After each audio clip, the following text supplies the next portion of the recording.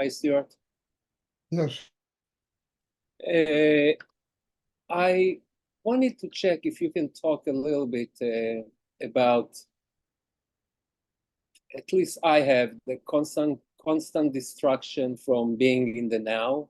I know that the now is the only thing we have, and I'm aware of it's important, but I don't know if it's human nature. I know it's a lot of my nature, at least, to constantly look for distractions. Uh, just I'm not sure why. Is it to keep my mind in a chaos? Is it in excitement? In a... no, Rafi, it's not that. It's just that you don't have the training yet. To build a system inside yourself that's strong enough to stay focused in the now. It takes time. It takes training. It takes, look, the mind. It's like a wild horse. Not even a wild horse. The shadow of a wild horse runs rampant inside you, and we need to learn to train it. We need to learn how to bring it into the navel chakra. Over time, it begins to listen to us and it'll stay focused there. Then you'll begin to build the strength inside yourself to be able to not have to play a ping pong match with yourself of going from the past to the present to the future and keeping that kind of tension at bay. But it takes training. Takes time and it takes a lot of training. I mean, look, it's probably one of the most hardest things to do to keep the mind focused in the third chakra because we're so used to habitually, spending all our time in our heads and the energy is going in 50 directions all the time. And to get it to come down and to stay there, it's like you're training a Pavlovian dog, it hears a bell and it goes, and it does, it's the same thing. You have to train yourself. You have to get the energy and the strength inside to be able to do this. And then the second element is keeping the heart open. Because that's another thing. Once the heart closes up, all that energy goes up into the head. All that tension goes right up into the head. So all of this takes time. I keep telling people this. It takes time to learn how to do it.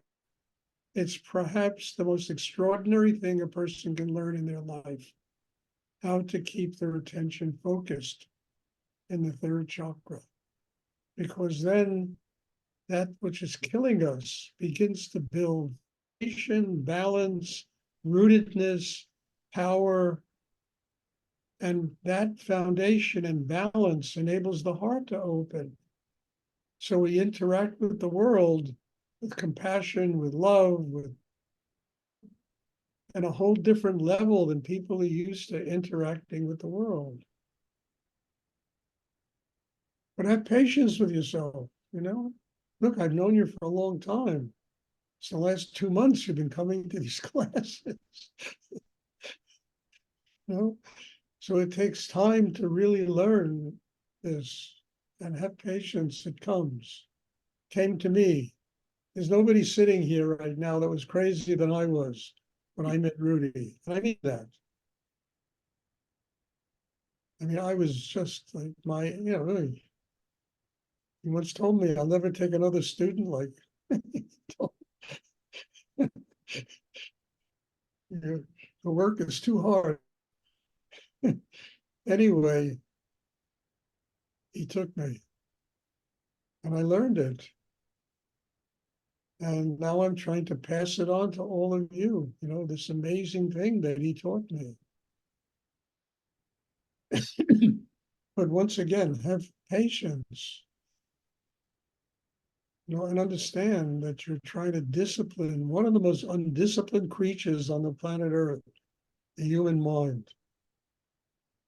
And you're trying to get it to do what it really should do, to be like a surgical instrument that'll open the very core of your being. That's what, when you train the mind that way, it becomes a surgical instrument. And it's very powerful. And it will open, you know, the third chakra, the hara, the Japanese call it. And then you begin to experience, instead of that tension in the mind, you experience chi, that power, you know, that enables a person to begin to function in a much clearer way in this world. Because it enables the heart to stay open, the mind to stay quiet, the sexual energy to do what it's supposed to do, and that's activate Kundalini. All of that works because of the chi, of the power at the core.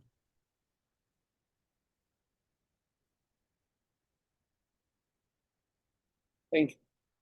You're welcome. Just have patience. Does anyone else have a question?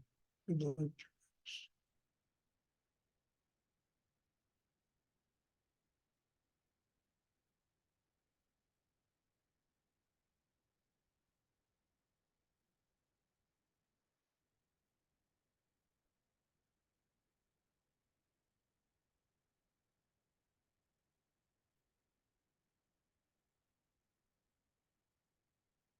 Okay, if there are no more questions, meditation on Sunday. Some of you go to the class, the afternoon class on Sunday. And I announced earlier that that class will start a half hour earlier this Sunday because there's something I have to do. So if you want to go to that class, my time will be 12:30. So it'll be a half hour earlier, wherever there's people all over the place here. So everybody's got different times. I just figure a half hour earlier, and I'll put it in the link in the notice that it's 12:30 and it'll start. Does anyone else have a question? Ask a question. My God, Unleash is great. Okay, Stuart, I have a question. yes. Did I hear you correctly? Did you say that closing the heart causes energy to rush or to get stuck in the head? Excuse me?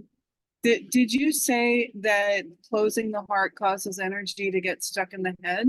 It causes tension to go right up into your head. You know, it's like I always, metaphor, the plumbing in a house gets stuffed up, everything comes out the kitchen sink. Well, your mind is like the kitchen sink, everything goes up there, and all of a sudden, there's a ton of tension because the heart is, most headaches are not headaches, they're heartaches.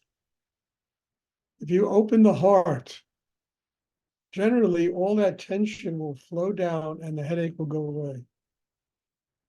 I know this because I've worked with, hundreds of people who have had headaches, and I do this work by opening the heart, and all of a sudden it all disappears.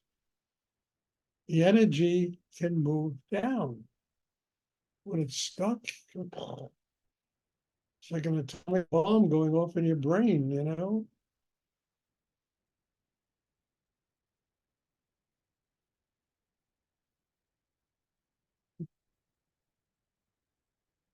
Does anyone else have a question?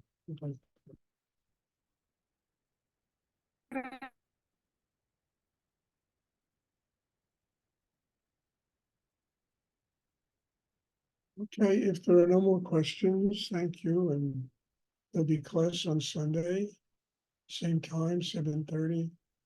And thank you, and God bless you all. And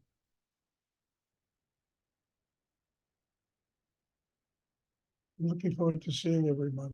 Thank Thank you, Stuart.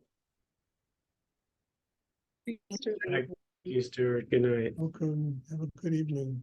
You too.